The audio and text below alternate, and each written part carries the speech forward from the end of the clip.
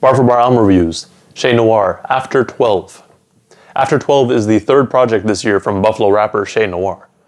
After 12 follows the project that was done with Apollo Brown, as God intended, as well as the project she did with 38 Spesh, Juno. And this project also comes just a few months after the announcement that she has joined forces with the Trust Alliance, who include 38 Spesh and Ransom. It's also the first project to be fully produced by Che Noir as well, so we're definitely in for a treat. After 12 comes in at a total runtime of 21 minutes with 7 tracks, so it's definitely a quick listen. The only concern that I had going into this project was just the production, and that's only because I hadn't heard of any production from Che Noir in the past, or up until now. I've only been exposed to her as the rapper. However, I am happy to say that the production on this tape is really solid, and it feels like it could have been done by someone who's solely a producer. The project starts off with Foxy's intro, which features a snippet from Foxy Brown, where she is speaking to Catherine Wall, telling her that it'd be too easy to kill her. Foxy wants her to suffer and feel the pain that she's felt. This as an intro definitely sets the tone for the project. With this, you get the feeling that we're in for an album full of merciless lyrics with the coldest delivery, which, I mean, that's what I would have expected from Che regardless, but for new listeners, it definitely makes it feel that way. We then get into the album proper with the track Cruise Control, featuring the Mussolini. The beat has an almost mafioso sort of sound to it, which is pretty dope. The idea of this track is that Che is basically just on cruise control with her rampage through the rap game this year. She keeps it moving while watching everyone around her barely doing anything.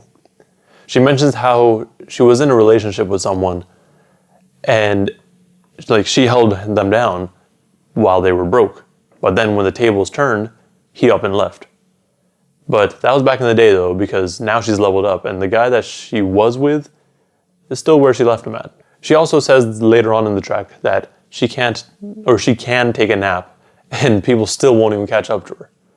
The whole track is really braggadocious and is done in a way that's really dope.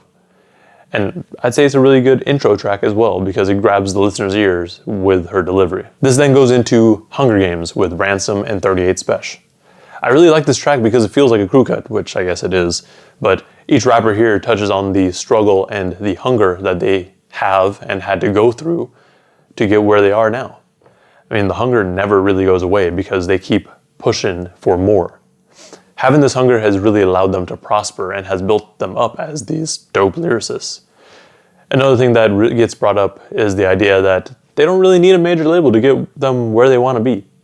This track could also be seen as a play on the Hunger Games books and film, where it's basically just a battle royale and the last person standing wins. All 3 MCs here could be fighting in the Hunger Games as combatants, and they have to kill the others in the industry. But the killing here is with their bars, not literally. Reasons shifts the sound a little bit and makes it feel a little bit more old school, I'd say, with the instrumentation here. This track is about trust and respect, but it must be earned.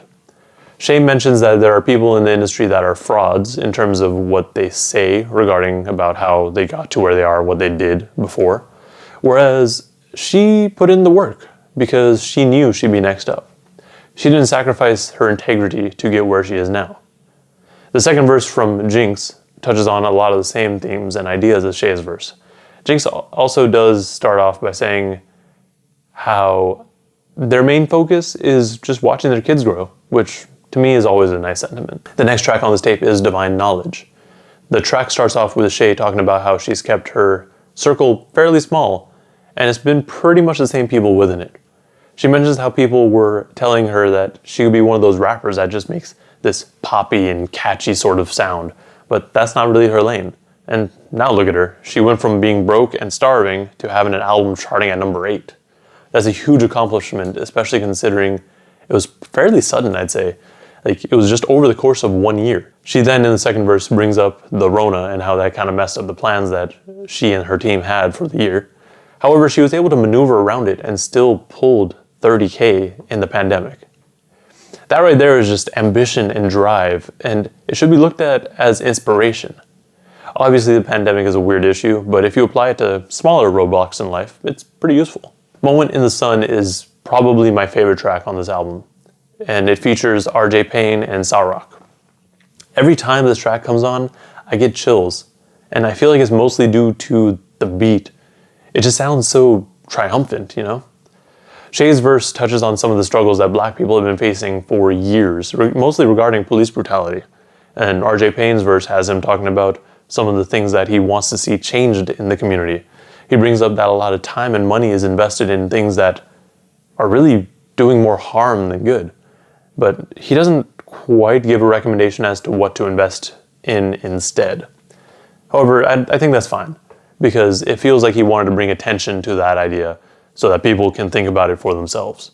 Finally, after a beat switch, Sarok comes in to deliver one of the best verses I've heard this year. Her verse takes everything that's been said thus far and really just kind of goes way more into it. It's really just a dope verse that you should listen to for yourself rather than letting me explain it for you and just summarizing it. Like, it deserves more than that. The final track on After 12 is Grace, featuring Amber Simone on the chorus. And she does a great job on it too. It feels really reminiscent of another singer, but I just can't place it. Che gets into how her and people around her all came from the same space where opportunities were limited, but she kept it pushing. This really feels like a good way to wrap up the album because it feels reflective. She wants to reminisce on the past and all the things that had to be done to get where she is now. The chorus also does a good job of giving you an idea of what the song's about, which is basically just hustling until you get it. Overall, this tape was really solid. Like I mentioned, the only concern leading up to this was the production, only because I hadn't heard of Che's production until now. After listening to this project though, I have to say she's pretty damn good with the beats. My top 3 tracks on this project are Moment in the Sun, Divine Knowledge, and Hunger Games. This project was really solid, like I said, although I still do prefer the tape that she did with Apollo Brown personally.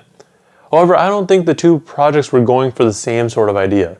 This tape felt like she was more relaxed and was trying to have fun with it.